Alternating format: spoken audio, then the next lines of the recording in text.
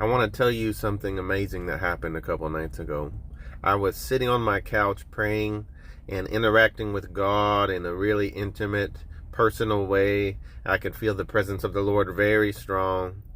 And suddenly I looked over, and in the spirit I saw Daniel down on his knees in sackcloth and ashes, interceding for his people, for the people of God.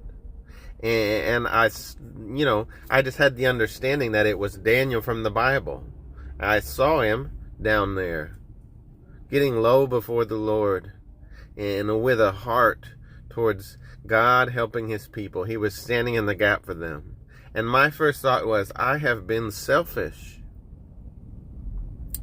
The spirit of that man down there doing those things, that's not who I've been.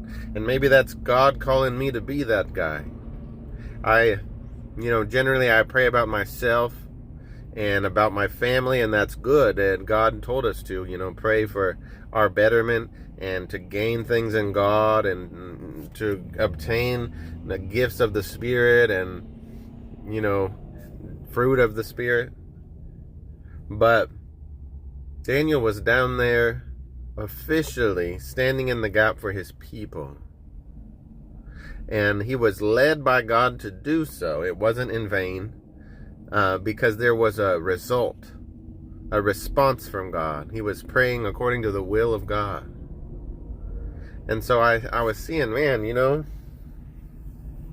maybe I'd just been a little too selfish. I need to go to God in prayer more. I need to go to God in a powerful, repentant, humble spirit.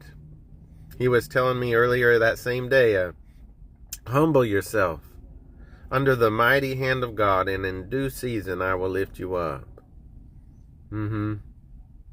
So I just wanted to tell you guys that, in case maybe that would help you. Maybe you could see it for what it was and try and get the spirit of that thing. And there are some things that are going to be happening in the world the closer we get to further into end times, and that they are just foretold. They are surety. But there's other things that we can come against and intercede for, and there can be a change and a difference in America, in the Christians.